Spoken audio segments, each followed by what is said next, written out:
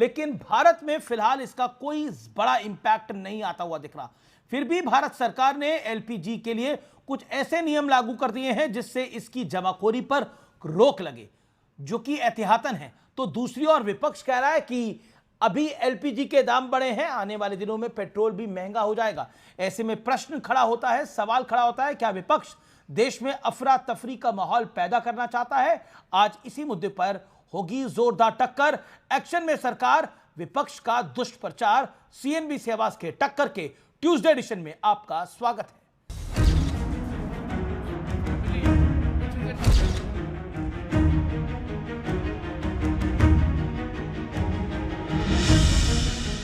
LPG cylinder की जमाखोरी रोकने के लिए सरकार ने बड़ा कदम उठाते हुए एस्मा लागू कर दिया है।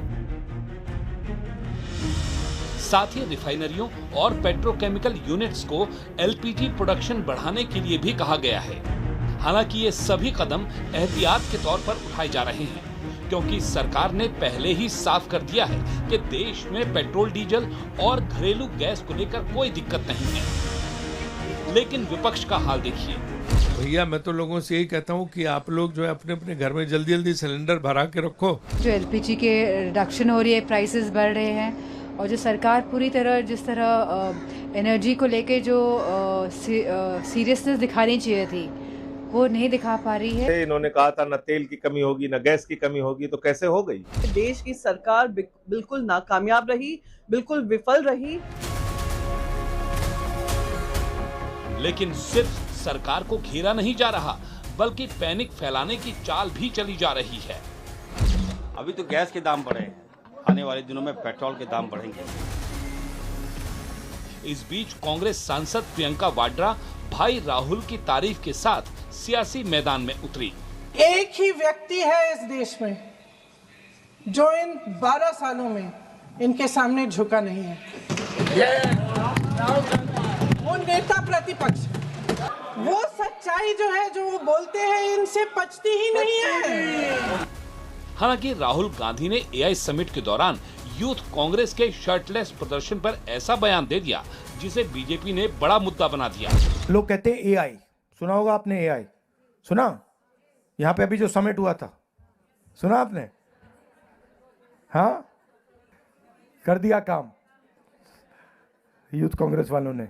The country could read Mir Zafar's smile on the face of Rahul Gandhi yesterday when he proclaimed that we finished.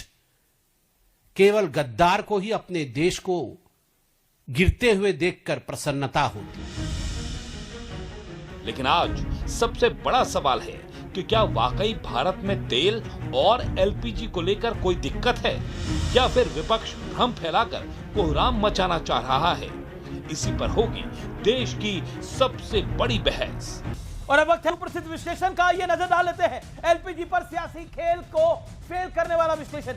युद्ध संकट के बीच भारत में एलपीजी प्रोडक्शन 10% बढ़ा है। भारत के पास कम से कम 12 से 16 हफ्तों का एलपीजी स्टॉक मौजूद है, लेकिन पैनिक मोड नहीं होना है। हिंदुस्तानियों, पैनिक मोड पे नहीं आना है। देश की सभी रिफाइनरियां 100% क्षमता पर इस समय काम कर रही है। अभी सरकार का पूरा फोकस एलपीजी, सीएनजी और पीएनजी की सप्लाई पर है। एलपीजी यानी लिक्विड पेट्रोलियम गैस, जो कि सिलेंडर होते हैं, सीएनजी जो आप गाड़ी में भरवाते हैं अपनी, और पीएनजी जो है वो है पाइपलाइन वाली गैस जो आपके घरों तक आती है। पूरा फोकस इस पे है। फिलहाल सीएनजी और पीएनजी पे कोई खतरा नहीं है। आइए बढ़ते हैं आगे। इसके बाद एस्मा जैसे कुछ कड़े कदम सिर्फ और सिर्फ जमाखोरी रोकने के लिए हैं, और इससे देश को लाभ मिलेगा। विपक्ष का रोल क्या होना चाहिए? एलपीजी संकट की अफवाहों को बढ़ावा नहीं देना चाहिए। लेकिन विपक्ष क्या कर रहा है, मैं लब्बो लबाब आपको बता रहा हूं। विपक्ष क्या कर रहा है? भ्रम फैलाकर लोगों में पैनिक करने का प्रयास कर रहा है। कोई कह रहा है अभी तो एलपीजी की कटौती हुई है, अभी पेट्रोल और डीजल के दाम बढ़ जाएंगे। कोई कह रहा है कि तुरंत एलपीजी सिलेंडर अपने घर में ले आओ। अगर आपको 2 की जरूरत है तो आप 2 लोगे, 3 ले लोगे, 20 थोड़ी रख लोगे, 10 थोड़ी रख लोगे। सिर्फ एस्मा एसेंशियल कमोडिटी एक्ट लगाने का मतलब यही है कि जमाखोरी ना बढ़े। आइए बढ़ते हैं आगे। बड़ा सवाल क्या है?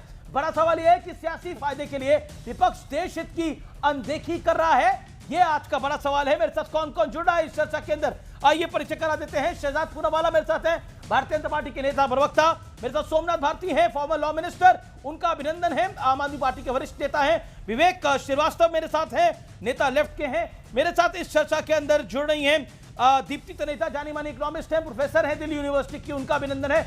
अमीक जमाई साहब मेरे साथ हैं, प्रवक्ता हैं, नेता हैं समाजवादी पार्टी के, आपका भी स्वागत है। अमीक जमाई, चर्चा आप ही से शुरू करते हैं। क्या आपको लगता है, पिछली बार आपको नाराजगी रही थी कि आपसे हमने कम बुलवाया, तो आज आपकी नाराजगी दूर कर देते हैं और आप ही से शुरुआत करते हैं। अगला 1.5 मिनट आपका। सवाल और प्रश्न बहुत सीधा है मेरा। क्या आपको लगता है जब घर पे संकट आता है तो सबको एकजुट होना चाहिए या सबको अफवाहें फैलानी चाहिए? आप किस तरफ है? एकजुट होने की तरफ है या अफवाहबाजी की तरफ है? देखिए हम तो प्रधानमंत्री जी के साथ, जब पाकिस्तान का पूरा मामला आया, माननीय अखिलेश यादव जी प्रधानमंत्री जी के साथ थे, एलओपी साहब राहुल गांधी जी प्रधानमंत्री के साथ थे। लेकिन प्रधानमंत्री ने जिस तरह से अमेरिका की नीतियों के सामने सरेंडर किया तो हमारे डिफरेंसेस आए। आप गैस की बात कर रहे हैं, 7 मार्च बीते हुए 2026 को सरकार ने 60 रुपया से 115 रुपया घरेलू गैस के दाम बढ़ाए और तकरीबन 115 रुपये कॉमर्शियल का दाम बढ़ाया।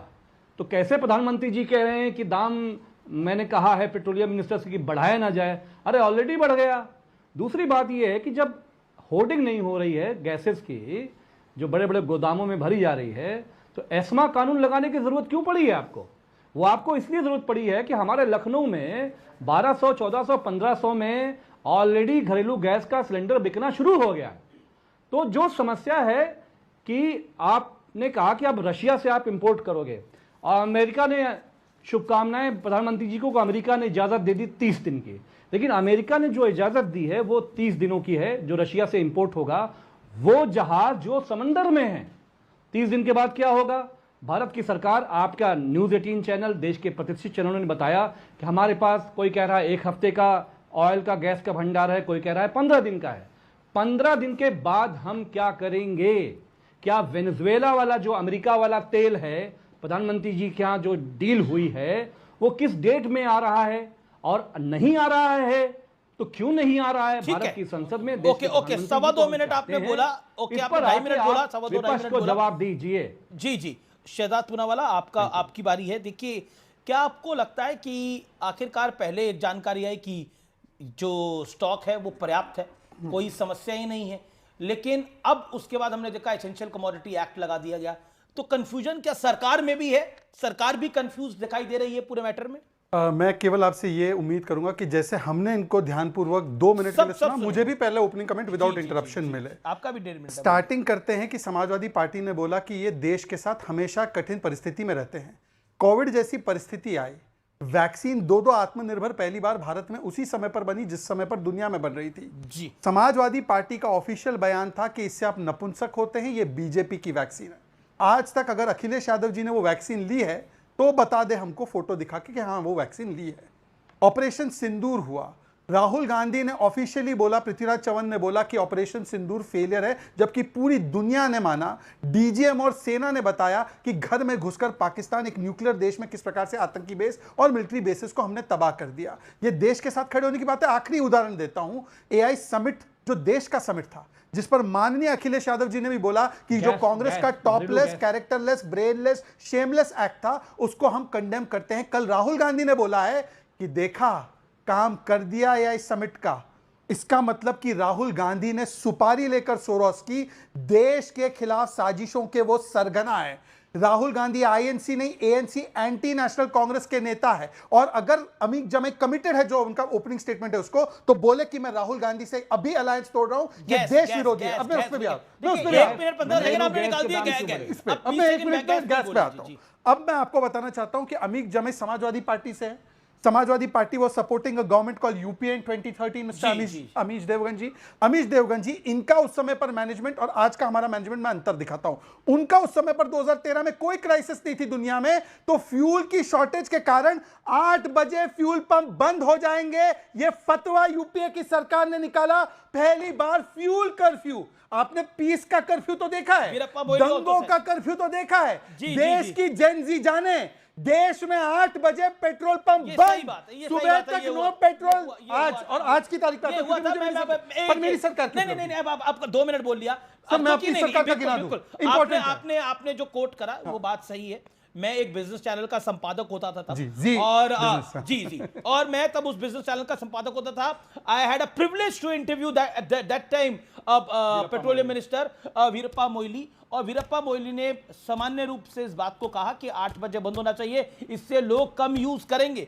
ये एक यूपीए गवर्नमेंट का स्टैंड कौन था से साल तब, की? 2012-13 की ये बात है। 12-13 जी सर, केवल 20 सेकंड, आई रिक्वेस्ट यू। जी, हाँ, 5 क्योंकि सेकंड, मेरी 10 सरकार क्या कर रही है मुझे वो बताने दीजिए। नहीं, आप आगे बताइएगा। सर, वो आगे important है, वो बोलेंगे मैं भाग रहा हूं। ना मैं request बिल्कुल करूं, आगे नहीं, मत मौका अरे दीजिए। कोई नहीं भाग आगे रहे, मत मौका आपको हम दीजिए। भागने नहीं Please, sir, देंगे आज। please, आज गैस का ये please, एजेंडा है। घरेलू गैस नहीं। ओके नहीं I made your point for 2 खत्म हो जाएगा, खत्म हो जाएगा। 2.5 मिनट बोल दिया 20 आप। Okay 10 second. Okay Amit ji, आज की तारीख में देश की जनता को मैं आश्वस्त करना चाहता हूं, हमारे एक समय पर 0 स्ट्रेटेजिक रिजर्व्स होते थे, आज हमारे पास 8 से 9 हफ्ते के क्रूड ऑयल के रिजर्व्स पड़े हैं।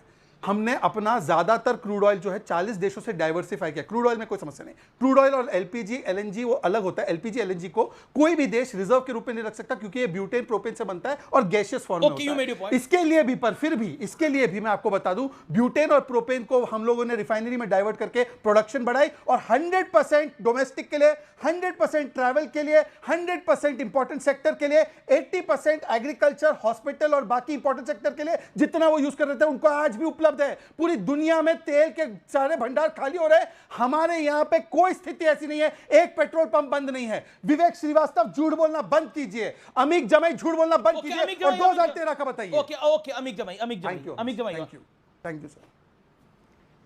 मेरा जो प्रश्न था पहला कि घरेलू गैस के दाम प्रधानमंत्री जी ने कहा पेट्रोलियम मिनिस्टर जी बढ़ाएंगे नहीं आप। भाई आपने 7 मार्च को दाम बढ़ाए 60 से 115 रुपए, आपने कमर्शियल के दाम बढ़ाए, ये आपने क्यों बढ़ाया और एस्मा कानून क्यों लगाया? इसका तो जवाब आपने दिया नहीं। नहीं सर, मुझे मौका दे, मैं जवाब दे रहा हूं। 9 हफ्ते का क्रूड ऑयल, हेलो 9 हफ्ते का क्रूड ऑयल अगर बचा हुआ है, देश का प्रधानमंत्री हिम्मत है अखिलेश यादव जी को फेस करके पार्लियामेंट में बताओ कितने हफ्ते का क्रूड ऑयल आपके पास है। चलिए अभी मैं जवाब पार्लियामेंट में आके जवाब दे रहा हूं। जवाब अभी अमित जमाई जी ने प्राइस की बात, मैं तो ऐसे ओपनिंग में ही बोलना चाह रहा था। Amish Devgan, because you are also editor of business channel once upon a time, 2014 January, before our government came, price of 14 kilo cylinder 1241, कितना? 1241 बिल भी है मेरे पास। उसके बाद हमारा प्राइस आज की तारीख में नॉन सब्सिडाइज का 850 था, अभी जाकर 60 रुपए बढ़ा है, 913 910 रुपए। नॉन जो सब्सिडाइज सिलेंडर है वो तब 400 का 200 का था, 400 450 किया, आज 400 450 500 अखिलेश जी को फेस करने को तैयार है। बिल्कुल तैयार हूं। नॉन सब्सिडाइज में आज भी हम लोग यूपीए से कम दाम में बेच रहे हैं, जबकि 15 साल बाद की बात हो रही है, और सब्सिडाइज सिलेंडर उसी दाम का दे रहे। उल्टा हम 10 करोड़ लोगों को उज्ज्वला सिलेंडर देते हैं, तब तो सिलेंडर केवल 20% लोग यूज करते थे, आज 100% लोग सिलेंडर यूज करते हैं, और फिर भी हमने उसका दाम उतना ही रखा है। दिस इज मोदीज गवर्नेंस, ये मोदी की गवर्नेंस है। आपको चुनौती है। 8 बजे पेट्रोल पंप बंद करते थे, 8 बजे, और आप बात कर रहे हैं 1980 में सिलेंडर का दाम क्या था? अरे 1990 में क्या भाई मेरे 1980 में कितने लोग एलपीजी? क्या तरीका है? Nonsense, don't talk here idiotic nonsense. Okay देखिए अमित जमाई, घरेलू के दाम क्यों बढ़े? अगर आपने बोला अमित जमाई 9 हफ्ते का ऑयल बचा हुआ है, भाषा यही हो सकती है। प्रधानमंत्री जी झूठ क्यों बोल रहे हैं? एआई समिट में भी यही हरकतें करते हैं प्रधानमंत्री जी झूठ। अरे अमित लकड़ी से गांव में लकड़ी के उज्ज्वला क्या इडियोटिक और क्या नॉनसेंस कह रहे हैं? ओके गोबर के कंडे। अच्छा एक सेकंड, अमित क्यों made your point? Okay 10 seconds Shehzad, then Somnath Bharti. Amit जमाई जो चिल्ला के इतना बोल रहे हैं, अमित जमाई जी मुझे बताइए कि एलपीजी और एलएनजी को स्टोर करने के लिए क्या सिस्टम यूज करना होता है, बताइए। ओके आप तो बड़े साइंटिफिक है ना, बताइए कैसे स्टोर होता है एलपीजी और एलएनजी, बताइए एक बार। मैंने आपसे पूछा कि सन 2000 अरे साइकिल में हवा भरा दे भाई, एलपीजी सिलेंडर और सीएनजी के बारे में छोड़ दे चर्चा। कांग्रेस ने तुम्हारी जो वो है ना राजनीतिक पृष्ठभूमि, उन्होंने साइकिल में हवा भरने की, पंचर बिठाने की रखी है, वो पंचर बिठाने का काम करो। तुम पंचर बिठाने का काम करो, टोटी वोटी में पानी आ रहा है कि नहीं चेक करो, ये तुम्हारा काम है। जिस चीज की नॉलेज ना हो उसके बारे में मत मुंह खोलो। केवल इंग्लिश में एक लाइन रट के आकर बोलने से कुछ नहीं होगा। अगर हिम्मत है तो बताओ एलपीजी और एलएनजी और सीएनजी कैसे स्टोर होता है, बता दो एक बार, उसके लिए क्या व्यवस्था चाहिए बताइए। अरे मैंने कहा अरे मेरा जवाब दो, मैं विपक्ष हूं ना, मेरा जवाब दोगे ना। अरे आप विपक्ष हो, पर आप विपक्ष के नाते बताओ आपकी सरकार की क्या उपलब्धि थी। अच्छा ठीक है, अब पेट्रोल पंप एक सेकंड, अमीका भाई को 20 सेकंड दे देते हैं, देन सोमनाथ भारती। ओके अमीका भाई, अमेरिका से फ्यूल कब आ रहा है बताओ, अमेरिका से फ्यूल कब आ रहा है, मैंने यही तो पूछा। ये नाराज क्यों हो रहे हैं शहजाद भाई? वेनेजुएला अमेरिका वाला तेल कब आ रहा है? प्रधानमंत्री जी ने भारत के लोगों से वादा किया था कि इंडो यूएस डील मैंने इसलिए किया है मेरे भाइयों और बहनों कि हमारे देश में गैस और जो है सीएनजी कम नहीं होगी। क्यों बढ़ाया दाम? अच्छा 60 से 115 रुपया। ये स्मृति ईरानी को टेलीविजन पे ले आओ निकाल के स्मृति ईरानी को, जो सिलेंडर क्या बकवास बातें हैं। ले आओ स्मृति ईरानी को। देखिए ऐसा सुनिए अमित जी, मैं माफी चाह रहा हूँ, अगर एक महिला के बारे में नहीं, ये स्मृति ईरानी को ले आओ का क्या मतलब है? गलत है, कौन है? स्मृति ईरानी कोई वस्तु है क्या? ओके नहीं देखिए, how dare he speaks like this. I want the comment to be retracted immediately. Okay I think वो आवेश में वो बात नहीं, इनकी संस्कृति हो सकती है महिलाओं को बंद करके डिब्बे में रखने की, टेंट में रखने की। नहीं, ये हमारे यहाँ पे महिलाएं टेंट में नहीं रहती। ले आओ, बोलो उसको। ये मुझे लगता है स्मृति ईरानी एक लर्नेड अपनी पार्टी की नेता है, आपका उनसे राजनीतिक विरोध हो सकता है, आप विरोध करिए। पॉलिटिकल पार्टी की नेता है वो। हाँ, पॉलिटिकल पार्टी के नेता, उनका राजनीतिक विरोध करिए ना। टेलीविजन पे लेकर आइए उनको, उठाकर लाइए टेलीविजन पे, लेकर आइए उनको, लाएंगे हम टेलीविजन पे उन तक। वो अक्सर अपनी बात रखती है। मैं अभी स्मृति ईरानी जी तक मैसेज पहुंचा दूंगा, वो अपनी बात रखती है, हमेशा रखती है। पार्टी उनको जिम्मेदारी देगी तो जरूर अपनी बात को वो रखेंगी। स्मृति ईरानी जी को सिलेंडर लेकर जाने की जरूरत इसलिए नहीं है क्योंकि अमित जमाई, अगर आपके दिमाग का पर्दा खुला है, पर्दा तो ऐसे लगा के बैठने वाली आप जमात हो, अगर हाँ नहीं जहां का भी पर्दा, अगर पर्दा उठाने की अगर आप में हिम्मत हो तो सोचिए कि 1241 का सिलेंडर आज 900 में मिल रहा है। Audio's down, Somnath Bharti on screen, no one else. Okay.